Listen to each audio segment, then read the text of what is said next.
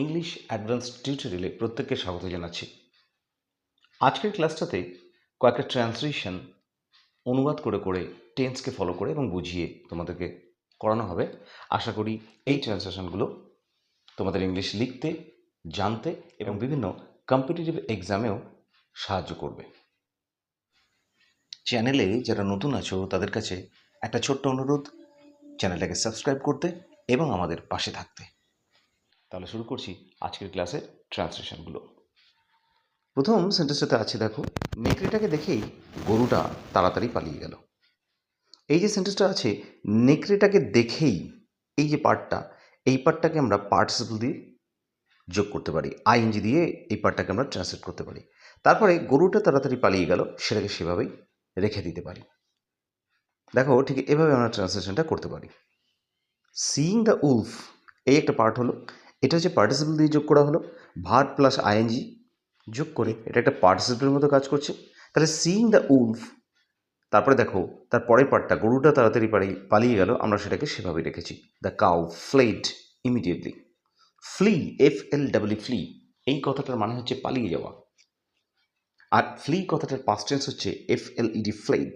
সেই পাস্ট টেন্সটাই এখানে ব্যবহার করা হয়েছে। চরিত্রের দিক থেকে দেখতে গেলে এটা একটা সিম্পল সেন্টেন্স। প্রথম পার্টটা পার্টিসিপল, আর এই যে ফ্লেড কথাটা, এইটা একটা মেইন ভার্ব আছে এখানে। এই সেন্টেন্সটাকে আমরা একটু আলাদাভাবে আবার লিখতে পারি। দেখো, সেন্টেন্সটাকে আমরা এভাবেও লিখতে পারি, as soon as the cow saw the Wolf. এটার মানে হলো, যে মুহূর্তে গরুটা নেকড়েটাকে দেখলো, ইট ফ্লেড ইমিডিয়েটলি, এটা তাড়াতাড়ি পালিয়ে গেল। এই যে ইট কথাটা, ইট প্রোনাউনটা যেখানে ব্যবহার করা হয়েছে, এটা এই যে কাউ যে নাউনটা আছে, এই কাউ এরই পরিবর্তে ইটটা ব্যবহার করা হয়েছে, অর্থাৎ ইট দ্বারা কাউটাকেই বোঝানো হচ্ছে।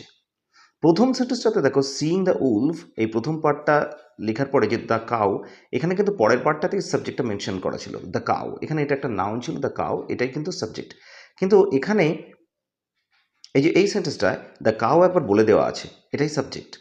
তাই তার পরের পার্টটাতে ইট দ্বারা এই কাউটাকেই মেনশন করে আবার বলা হয়েছে যে as soon as the cow saw the Wolf, যে মুহূর্তে গরুটা নেকড়েটাকে দেখলো, ইট ফ্লেড ইমিডিয়েটলি, এটা তক্ষুনি পালিয়ে গেল। সেকেন্ড সেন্টেন্স দেখো, আয়েশা খুব বেশি কথা বলে। আয়েশা একটা মেয়ের নাম, সে যে খুব বেশি কথা বলে সেটা বলা হচ্ছে। সেন্টেন্সটা এভাবে লেখা যায়, আয়েশা টক্স মাচ। আয়েশা হচ্ছে সাবজেক্ট, টক থেকে টক্স, কারণ আয়েশা হচ্ছে থার্ড পারসন সিঙ্গুলার নাম্বার, সেই জন্য আমরা টক কথাটার সাথে একটা এস যোগ করেছি।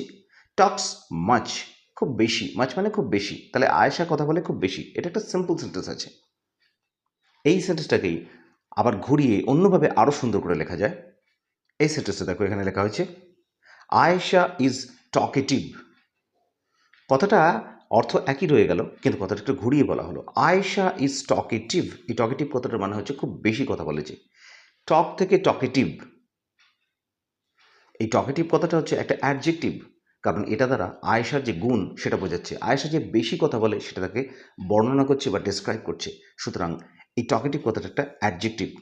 এভাবে কথাটাই ঘুরিয়ে বলে দেওয়া হলো যে আয়েশা ইজ টকেটিভ, মানে আয়েশা খুব বেশি কথা বলে। দুটো সেন্টেন্সের, ওপরেরটা এবং নিচেরটার দুটো সেন্টেন্সের অর্থ কিন্তু একই। এবারে এই সেন্টেন্সটা দেখো, হেডমাস্টার মশাই আবেদনটা প্রত্যাখ্যান করে দিয়েছিল। সেন্টেন্সটা ট্রান্সলেশন হলো, the headmaster rejected the application. The headmaster হচ্ছে এখানে সাবজেক্ট। আমরা জানি যে সেন্টেন্স কনস্ট্রাকশন করার সময় আগে সাবজেক্ট বসে, তারপরে ভার্ব বসে, তারপরে অবজেক্ট বসে, এবং তারপরে একটা সেন্টেন্সের অন্য পার্ট বসানো হয়। তাহলে হেডমাস্টারটা এখানে একটা সাবজেক্ট। কি করেছিল হেডমাস্টারটা? রিজেক্ট করেছিল। রিজেক্ট এখানে মেইন ভার্ব, তাহলে রিজেক্ট বসানো, রিজেক্টেড করেছিল, প্রত্যাখ্যান করে দিয়েছিল, পাস্ট টেন্স, অর্থাৎ রিজেক্ট থেকে ইডি যোগ করে পাস্ট টেন্স করা হলো, সেটাকে রিজেক্টেড করানো হলো। কি রিজেক্ট করেছিল? The application. কি বা কাহাকে দিয়ে প্রশ্ন করলে আমরা জানি অবজেক্ট পাওয়া যায়, তাহলে এখানে যদি প্রশ্ন করা হয় যে কি রিজেক্ট করেছিল বা কি প্রত্যাখ্যান করেছিল, তাহলে উত্তরটা আসে দ্য অ্যাপ্লিকেশন, মানে আবেদনটাকে অগ্রাহ্য করে দেওয়া হয়েছিল। নিচে ক্লিয়ার হলো? দ্য হেডমাস্টার হচ্ছে সাবজেক্ট, রিজেক্টেড হচ্ছে main verb, are the application হচ্ছে অবজেক্ট এই সেন্টেন্সটার মধ্যে।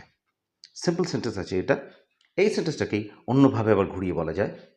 দেখো, এই সেন্টেন্সটাকে এভাবে বলা যায়, the headmaster did not accept the application. এক্ষেত্রে প্রথমটা ছিল অ্যাফার্মেটিভ সেন্টেন্স, অর্থাৎ হ্যাঁবাচক সেন্টেন্স, এখানে কোনো নট ছিল না। সেকেন্ডটার মানে কিন্তু একই রইল, সেন্টেন্সটার অর্থ একই রইল, কিন্তু সেন্টেন্সটা নেগেটিভে পরিণত হলো। আমরা ডিড নট করলাম, করেনি। ডিড হচ্ছে একটা অক্সিলারি ভার্ব, নটটা তার মাঝে বসালাম, আর অ্যাকসেপ্ট, অ্যাকসেপ্ট মানে হচ্ছে মেনে নেওয়া বা গ্রাহ্য করা, যেটা হলো রিজেক্ট এই কথাটার উল্টো। আমরা জানি যে পজিটিভ থেকে বা অ্যাফার্মেটিভ থেকে নেগেটিভ সেন্টেন্স তৈরি করার সময় আমাদেরকে একটা নট বা নেভার বা নো এরকম কিছু আনতে হয়, আর যে ভার্ব বা যে অ্যাডজেক্টিভ থাকে সেটা ঠিক উল্টো রূপটা ব্যবহার করা হয়। এখানে এই যে রিজেক্ট কথাটা আছে, এই রিজেক্ট কথাটার উল্টো হচ্ছে অ্যাকসেপ্ট। রিজেক্ট মানে প্রত্যাখ্যান করে দেয়, অ্যাকসেপ্ট মানে গ্রহণ করা। তাহলে ডিড নট বসিয়েছি, আমরা অ্যাকসেপ্ট বসিয়েছি। ঠিক একইভাবে সেন্টেন্সটা লেখা হলো, the headmaster did not accept the application, অর্থাৎ হেডমাস্টার অ্যাপ্লিকেশনটা বা আবেদনটা গ্রাহ্য করেনি। একটা অ্যাফার্মেটিভ সেন্টেন্স, একটা নেগেটিভ সেন্টেন্স। এবার এই সেন্টেন্সে দেখো 4 নম্বরে, যেইমাত্র সে খেলনাগুলো দেখলো তার চোখগুলো জ্বলে উঠল। মানে কোনো একজনকে বোঝানো হচ্ছে, কোনো একটা বাচ্চা হতে পারে, সে যেইমাত্র খেলনাগুলো দেখলো তার চোখ দুটো আনন্দে জ্বলে উঠলো আর কি, এই অর্থেই বোঝানো হচ্ছে। তাহলে সেন্টেন্সটা এভাবে হতে পারে, দেখো এটা আমরা লিখেছি, as soon as he saw the toys. এই কথাটা মানে হচ্ছে যেইমাত্র সে খেলনাগুলো দেখলো। অ্যাজ সুন অ্যাজ দিয়ে আমরা করতে পারি সি এর পাস্ট টেন্স, দেখলো এটা পাস্ট টেন্স বোঝানো হচ্ছে, সেই জন্য সি এর পাস্ট টেন্স স লেখা হলো। ঠিক তার পরের পার্টটা দেখো, হিজ আইজ লিট আপ, তার চোখ দুটো জ্বলে উঠল। লিট আপ, এই যে লাইট আপ, এই যেখানে আমি মার্ক করেছি লাইট আপ কথাটা, এটা হচ্ছে একটা গ্রুপ ভার্ব। লাইট আপ মানে জ্বলে ওঠা। এই লাইট আপের পাস্ট টেন্স ব্যবহার করা আছে এখানে। লাইটের পাস্ট টেন্স হচ্ছে লিট, এইটাই চেঞ্জ করা হবে, আপটা তো কোনো চেঞ্জ হয় না, এটা একটা প্রিপোজিশন। তাহলে লাইটের পাস্ট টেন্স লিট, সেইভাবে এই জায়গা এই ভার্বটাকে এখানে চেঞ্জ করা হয়েছে। As soon as he saw the toys, যে মুহূর্তে সে খেলনাগুলোকে দেখলো, হিজ আইজ লিট আপ, তার চোখ দুটো জলজল করে উঠল।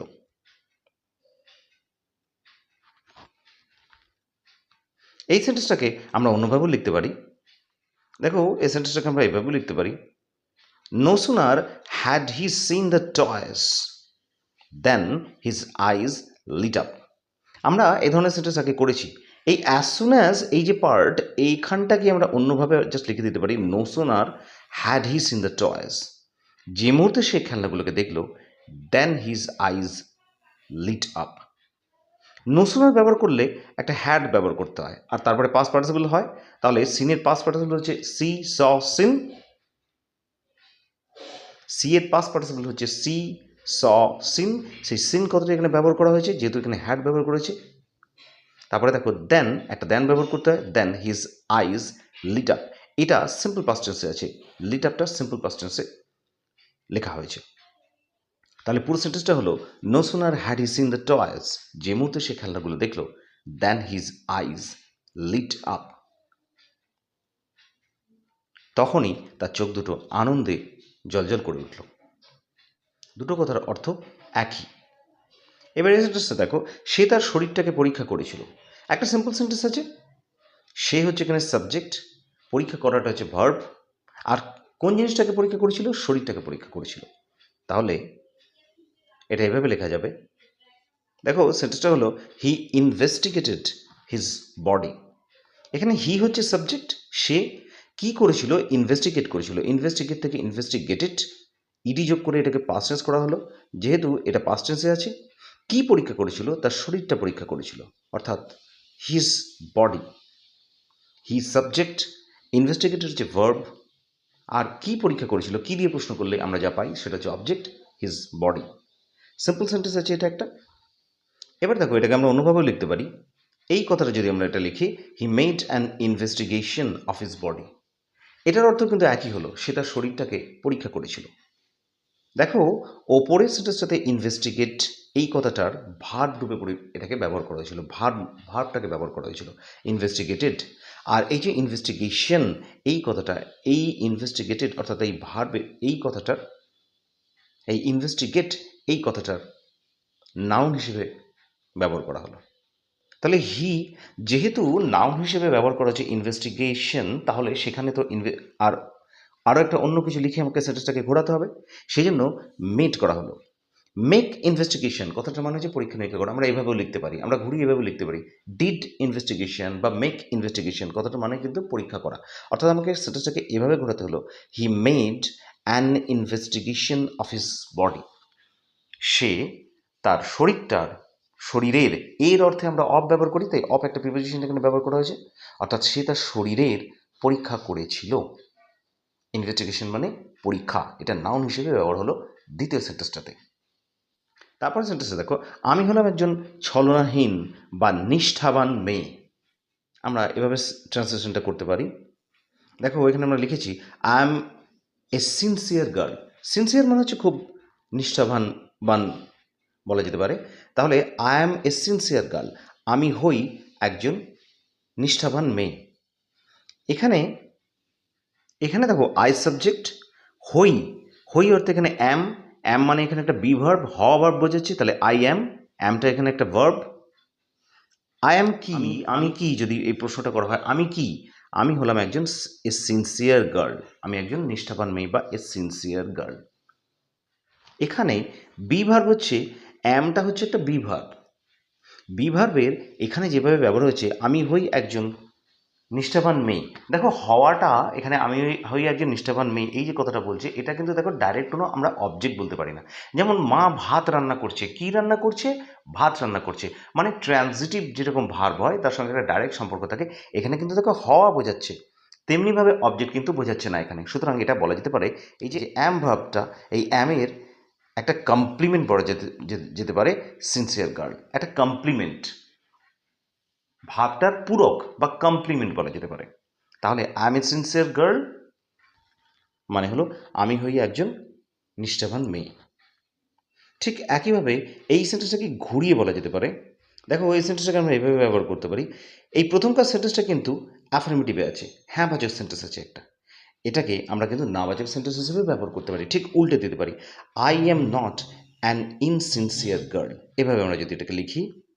ঠিক আগের নিয়মে দেখো আমি বলেছিলাম যে আমরা নাবাচক সেন্টেন্স তৈরি করতে হলে একটা নট বা নো বা নেভার ইত্যাদি আনবো। ঠিক তেমনি এখানে আই এম নট আনা হয়েছে, একটা নাবাচক ওয়ার্ড আনা হয়েছে। অ্যান্ড দেখো সিনসিয়ারের উল্টো হচ্ছে ইনসিনসিয়ার। সিনসিয়ার একটা অ্যাডজেক্টিভ বোঝাচ্ছে, এখানে তার গুণ বোঝাচ্ছে। তাহলে এই অ্যাডজেক্টিভটার উল্টো অ্যাডজেক্টিভটা হলো ইনসিনসিয়ার। তাহলে ইনসিনসিয়ার কথাটা আমরা এখানে ব্যবহার করলাম। গার্ল যেরকম নাউনটা ছিল, ঠিক নাউনটা এখানে বসে গেল।